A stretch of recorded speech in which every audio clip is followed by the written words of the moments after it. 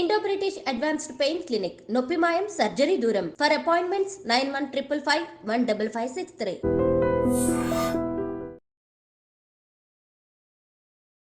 నమస్తే, నేను Kavitha. Welcome to I dream.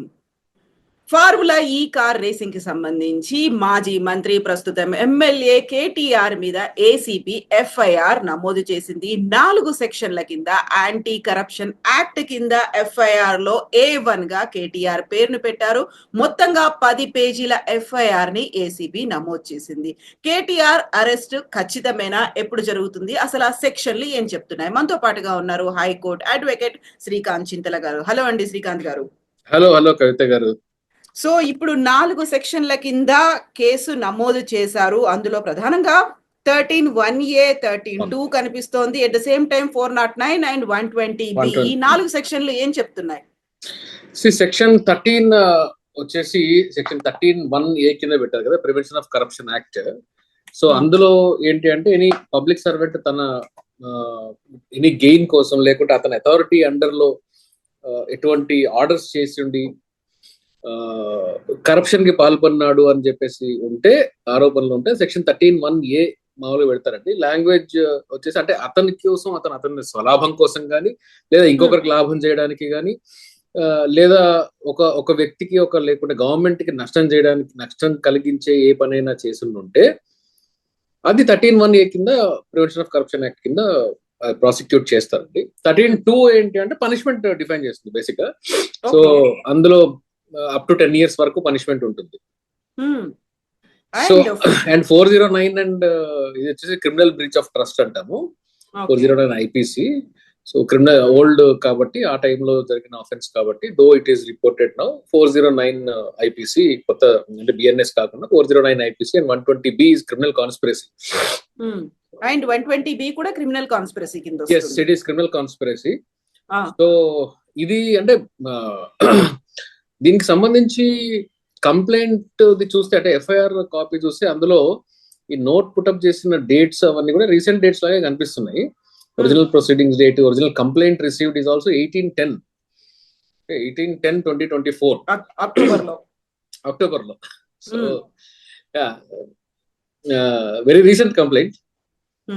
That too మనకు I think subject to correction. Next season ఇక్కడ జరగవలసిన, హైదరాబాద్ లో జరగాల్సిన సీజన్ క్యాన్సిల్ అయింది అనుకుంటాను కదా. అవును, సెకండ్ సీజన్ జరగాల్సి ఉండే, సెకండ్ ఇయర్ కన్సిక్యూటివ్ గా గవర్నమెంట్ చేంజ్ అయిన తర్వాత క్యాన్సిల్ చేశారు. క్యాన్సిల్ చేశారు. అవకతవకలు జరిగాయి అని. యాక్చువల్ గా ఇలాంటి కేసుల్లో ఏం జరుగుతుందండి? 55 కోట్లని ఆయన డైరెక్ట్ గా ట్రాన్స్ఫర్ చేశారు వితౌట్ క్యాబినెట్ అప్రూవల్ కావచ్చు. HMDA డైరెక్ట్ గా అందులో ఇన్వాల్వ్ అయ్యిందని A2 గా IAS ఆఫీసర్ అరవింద్ కుమార్ పేరు పెట్టారు. HMDA చీఫ్ ఇంజనీర్ పేరు A3 గా యాడ్ చేశారు ఇందులో. అవును.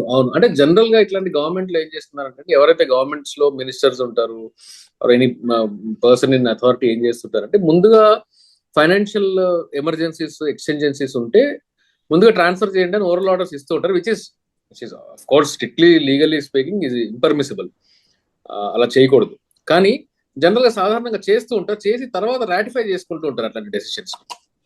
సో లేటర్ పాయింట్ ఇన్ టైంలో ఇది సో అండ్ సో ఇర్రెగ్యులారిటీలో మనం చేసాం అంటే, ప్రొసీజర్ ఆ టైంకి ఫాలో అవ్వలేకపోయాం కాబట్టి అని చెప్పి జస్టిఫై చేసుకుంటూ ఆ డెసిషన్స్ ని రాటిఫై చేసుకుంటూ ఉంటారు. అన్ని దీంట్లో రాటిఫై చేసుకోవడం అనేది కుదరదు, but this is general practice. Okay, ఇప్పుడు కేటీఆర్ అయితే ఒక మాట చెప్తున్నారు, నేను యాంటిసిపేటరీ బెయిల్ కోసం అయితే అప్లై చెయ్యను అనే మాట. సో స్క్వాష్ పిటిషన్ ఇట్లాంటివి ఏమైనా ఉంటాయా? అందులో ఏం జరుగుతుంది? ఏసీబీ ఇమ్మీడియట్ గా చేసే పనులు ఏముంటాయి? ఏసీబీ జనరల్ అంటే ఇప్పుడు ఈ పర్టికులర్ కేసెస్ లో 409 అండ్ 120 ఉన్నాయి కాబట్టి, మోర్ దెన్ 7 years పనిష్మెంట్ ఉంది కాబట్టి, ఐ థింక్ అరెస్టులు చేస్తారని అనుకుంటున్నాను. యాంటిసిపేటరీ బెయిల్ అప్లై చేయను అని మరి కేటీఆర్ గారు ఎటువంటి సందర్భంలో అన్నారో నాకు తెలియదు. Maybe he wants to take it in a political way, but arrest అయ్యే ఆస్కారం అయితే ఖచ్చితంగా ఉంది కవిత గారు. సో ఎప్పుడు చేస్తారు? యూజువల్ గా ఈ మధ్య కాలంలో చూస్తున్నవన్నీ వీకెండ్ కేసెస్ అవుతున్నాయి. ఈవెన్ హైడ్రా కావచ్చు, ఈ వెరీ రీసెంట్ గా అల్లు అర్జున్ కేసు కావచ్చు, ఎఫ్ఐఆర్ నమోదైంది కూడా థర్స్డే, ఫ్రైడే అవ్వచ్చు అనేటువంటి ఈ వార్తలు అయితే వినిపిస్తున్నాయి కదా. అవును అవును అంటే ఇలాంటివి ఎట్లా ఉంటది అంటే అండి, ఒక ప్రిన్సిపల్ ఆఫ్ లా ఒకటి ఉందండి కవిత గారు. అదేంటి అంటే ప్రజాస్వామ్యంలో ఒక వ్యవస్థ, అంటే ప్రజాస్వామ్యంలో ఒక పని కానీ, లేదంటే ప్రభుత్వ తీరు కానీ ఫెయిర్ గా ఉండాలి, ట్రాన్స్పరెంట్ గా ఉండాలి. కానీ అంతటితో సరిపోదు. చాలా మంది అనుకుంటారు ఫెయిర్ అండ్ ట్రాన్స్పరెంట్ గా ఉండాలని అనుకుంటారు, కానీ అంతటితో సరిపోదు. అది ప్రజాస్వామ్య విలువలు అక్కడతో ఆగిపోవు, ఫెయిర్ అండ్ ట్రాన్స్పరెంట్ గా ఉండడంతో ఆగిపోవు. ఫెయిర్ అండ్ ట్రాన్స్పరెంట్ గా మేము ఉన్నాము అనే కాన్ఫిడెన్స్ ని కామన్ మ్యాన్ లో కూడా కలిగించాలి. ఆ కలిగించినప్పుడు మాత్రమే ఆ వారు ప్రభుత్వం వారు చేసిన చర్య గాని, చట్టం గాని, ఏదైనా గాని ఇది ఫెయిర్ అండ్ ట్రాన్స్పరెంట్ గా ఉంది అనే నమ్మకం నాలో కలిగించినప్పుడు మాత్రమే అది ప్రజాస్వామ్యం యొక్క విలువలతో కన్ఫర్మేషన్ లో ఉంటుంది. సో ఇప్పుడు ఏంటంటే మీరు అన్నది వీకెండ్ అరెస్టులు చేయడం, వీకెండ్ లో ఎఫ్ఐఆర్లు కట్టడము, వెంటనే అరెస్టులు చేసి వీకెండ్ లో బెయిల్ రాకుండా చేసేస్తాము, డిటైన్ చేస్తాము అని అనుకోవడం అనేది ఇది అంటే ప్రాపర్ సిగ్నల్స్ ఇవ్వదు అనడానికి ఛాన్స్ అయితే ఉంది ఖచ్చితంగా. ఎందుకంటే 20 అక్టోబర్ నెలలో ఫస్ట్ కంప్లైంట్ వచ్చింది. 208 పేజెస్ అంట, మరి ఏందో నా ముందు లేదు. 208 పేజెస్ రిపోర్ట్ బేస్ చేసుకొని ఆఫ్టర్ 2 months ఒక ఎఫ్ఐఆర్ జరిగింది.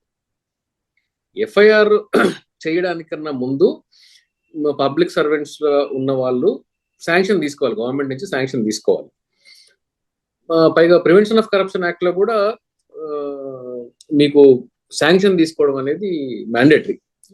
పర్టికులర్లీ మళ్ళా వీళ్ళు పబ్లిక్ సర్వెంట్స్ లో ఉన్నారు కాబట్టి, పబ్లిక్ రిప్రజెంటేటివ్స్ గా కూడా ఉన్నారు కాబట్టి సిఆర్పిసి లో ప్రావిజన్స్ ఉన్నాయి. They have to seek permission. Permission లో ఏమన్నా లేట్ అయిందేమో తెలియదు మరి ప్రాసిక్యూట్ చేయడానికి. కానీ జనరల్ గా ఏంటి అంటే ఇట్లాంటివన్నీ కూడా కవిత గారు, కరప్షన్ ఎక్కడ జరిగినా కానీ ఆపి తీరాలి. కరప్షన్ ఎవరు చేసినా కానీ, ప్రభుత్వంలో ఉన్న వాళ్ళు చేసినా ఎవరు చేసినా కానీ కరప్షన్ లో దానిలో ఎటువంటి రిలాక్సేషన్ లేదు. జైలుకి వెళ్లాల్సిందే, కామన్ మ్యాన్ లాగా అన్ని ఫేస్ చేయాల్సిందే. కానీ ఏ టైంలో చేస్తున్నాము, ఎలా చేస్తున్నాము అనే విధానాన్ని, ప్రభుత్వాలు తీసుకునే విధానాన్ని కూడా మనము గమనించాలి. అది ప్రభుత్వంలో ఉండే పెద్దలు కూడా ఆలోచించాలి. లేకపోతే ఏమవుతుందంటే స్పెక్యులేషన్స్ ఎక్కువ దారి తీస్తుంది. ఎందుకంటే బహుశా ఒక వ్యక్తి కరప్షన్ చేశాడని అనుకున్నాం, అది మాజీ ముఖ్యమంత్రి గారు కావచ్చు, మాజీ ప్రధానమంత్రి గారు కావచ్చు, ప్రస్తుతం ఉన్న ప్రధానమంత్రి, ముఖ్యమంత్రి కూడా కావచ్చు.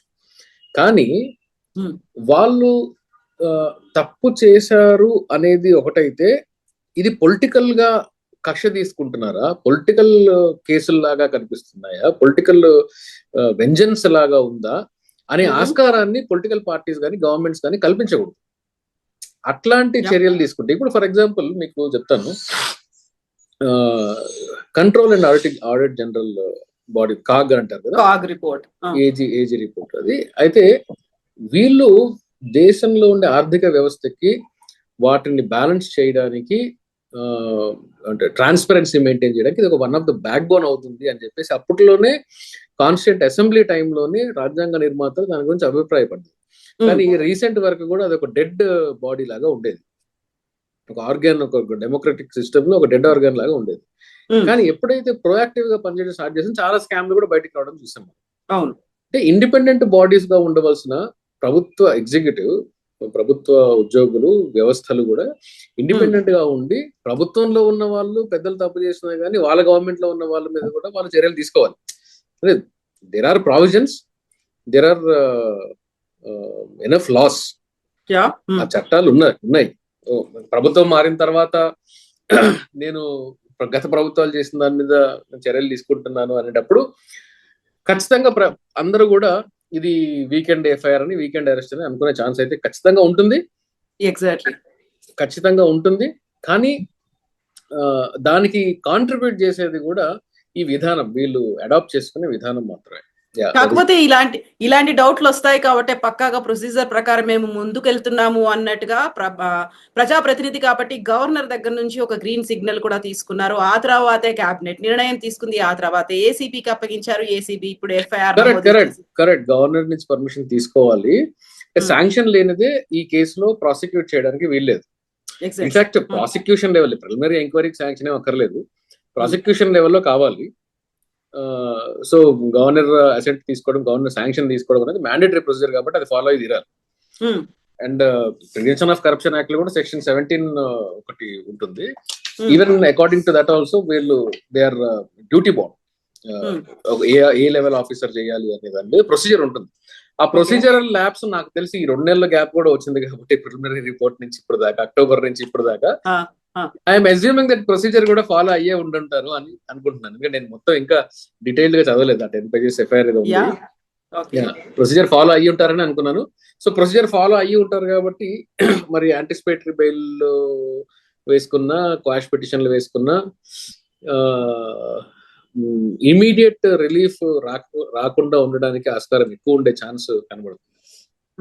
అయితే ఇప్పుడు యాంటిసిపేటరీ బెయిల్ కోసం నేను వెళ్ళను అన్నప్పుడు కూడా అక్కడ స్టేషన్ బెయిల్ కానీ లేకపోతే మనం మొన్న చూసినటువంటి ఇంటరిమ్ బెయిల్ కానీ ఇలాంటివి ఏమైనా ఉంటాయా? అంటే అనే వెరీ ఫన్నీ నోట్ అండి, నేను వాట్సాప్ లో బాగా సర్క్యులేట్ అవుతుంది. అదేంటి అంటే mister Allu Arjun got arrested in the afternoon.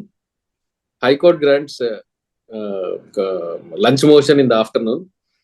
Evening he got arrested. Next day morning he was released in a quash petition. So justice works in India. From India lo న్యాయం పనిచేస్తుంది.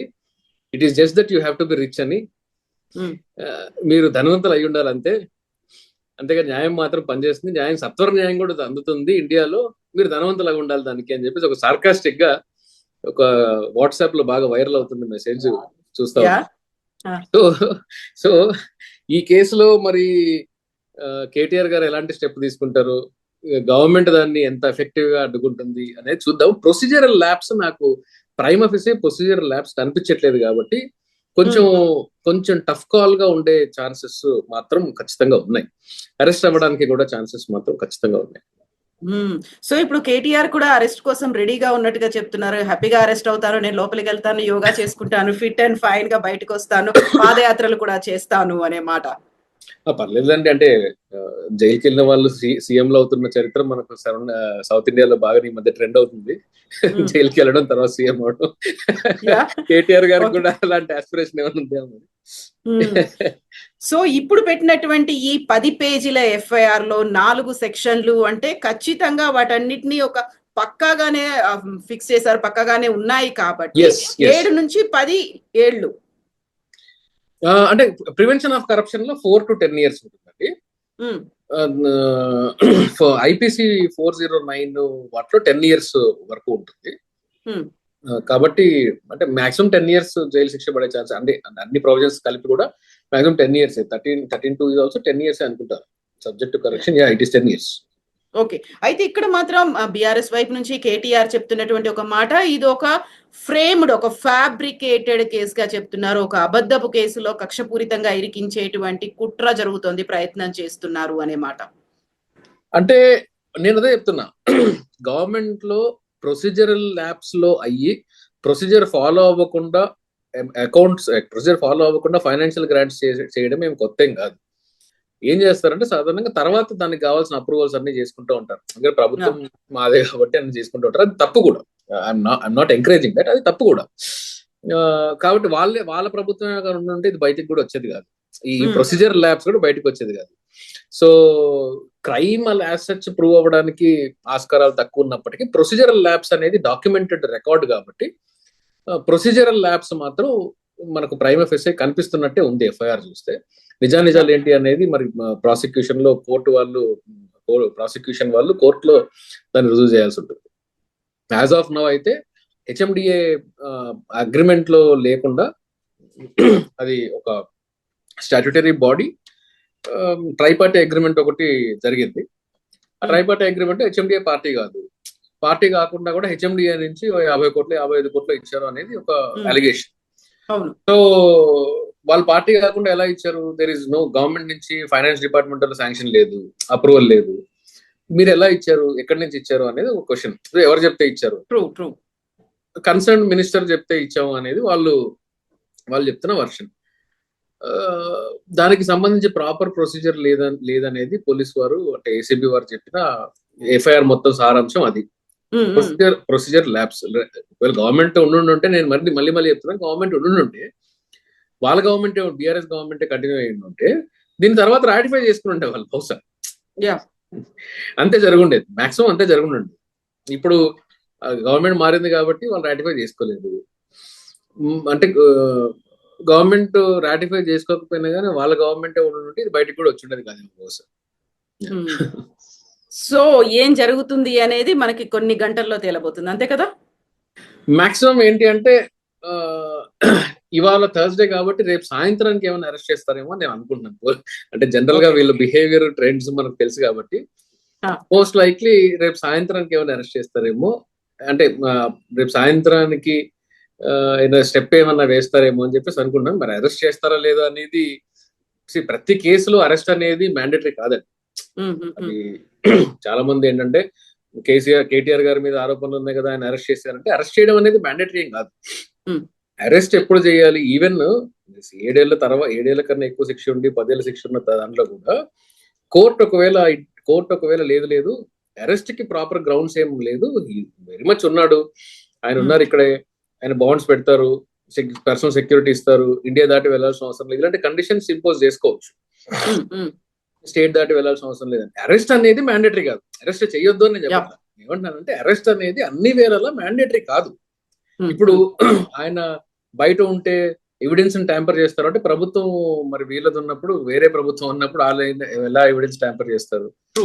General గా ఏంటంటే police వాళ్ళు, ACB వాళ్ళైనా ఎవరైనా ఏంటంటే వాళ్ళ grounds ఏముంటాయంటే bail నిరాకరించడానికి కూడా గ్రౌండ్స్ ఏముంటాయంటే ఈ వ్యక్తి బయట ఉంటే పారిపోతారు, లేదంటే విట్నెస్ ని ప్రలోభ పెడతారు, లేదా ఎవిడెన్స్ ట్యాంపర్ చేస్తారు. ఇలాంటివి స్టాండర్డ్ గా ఒక టెంప్లెట్ లాగా ప్రాసిక్యూషన్ వాళ్ళు వేస్తూ ఉంటారు. కానీ దాన్ని సబ్స్టాన్షియేట్ చేసుకోగలగాలి, ఎలాగా హౌ అనేది చేసుకోగలగాలి. అది కోర్టు ఒకవేళ పరిగణించకపోతే అరెస్ట్ రిమాండ్ అనేటివి జరగకుండా ఉండడానికి కూడా ఆస్కారం ఉంటుంది. కాబట్టి ఇన్వెస్టిగేషన్ ని కోఆపరేట్ చేస్తూ అరెస్ట్ ఏం లేకుండా ఇన్వెస్టిగేట్ చేస్తారా అనేది మనము పోలీసు ఏసీబీ వాళ్ళు ఎలా స్టెప్స్ తీసుకుంటారు అనే దాని మీద మనం వేసి చూడాలి తప్ప స్ట్రిక్ట్లీ లీగల్లీ స్పీకింగ్ అన్ని కేసుల్లో అరెస్ట్ అవసరం లేదు. అన్ని కేసుల్లో కొన్ని కేసుల్లో అరెస్ట్ అవసరం ఉంటుంది, అవసరం ఉన్న దగ్గర చేయాలి. జడ్జి గారి ముందుకు అరెస్ట్ చేసి తీసుకెళ్ళినప్పుడు మరి రిమాండ్ చేస్తారా లేదని జడ్జి గారి డిస్కషన్ ఉంటుంది. లేకపోతే 14 రోజుల రిమాండ్ అనేది ఉంటుంది. అదే చెప్తున్నానండి. ఇది ఎక్కడో అంటే టాపిక్ వచ్చింది కూడా చెప్తున్నాను కవిత గారు. అరెస్ట్ చేయాలి అనేది మనకు మ్యాండేటరీగా ఉండకూడదు. జైల్ అనేది ఎక్సెప్షన్, బెయిల్ అనేది రూల్. అంటే అరెస్ట్ అయిన తర్వాత బెయిల్ రూల్ అని కాదు, అరెస్ట్ కన్నా ముందు కూడా అరెస్ట్ చేయవలసిన అవసరం ఉందా లేదా అని జుడిషియస్ అప్లికేషన్ ఆఫ్ మైండ్ ఉండాలి. సో అక్కడ దాకా న్యాయం అందరికీ అలాగే పనిచేయాలి అని చెప్పేసి నేను కోరుకుంటాను. ఎందుకంటే ఒకరికి ఒక న్యాయం ఇంకో న్యాయం కాదు కాబట్టి I will expect for equal treatment before law. Yes Srikanth garu, thank you so much అండి. విల్ టాక్ మోర్ ఫర్దర్ గా జరిగేటువంటి డెవలప్మెంట్స్. yes definitely. ఎఫ్ఐఆర్ కూడా చాలా 10 పేజ్ ఎఫ్ఐఆర్ కూడా చాలా. అవును, ఎగ్జాక్ట్లీ. ఈ 200 ఆడ్ పేజెస్ రిపోర్ట్ ఏంటో కూడా మరి యాక్సెస్ దొరికితే అది తెచ్చుకొని చూడాలి. It is thank you so much Srikanth. Thank you అండి. Thank you. Thank you.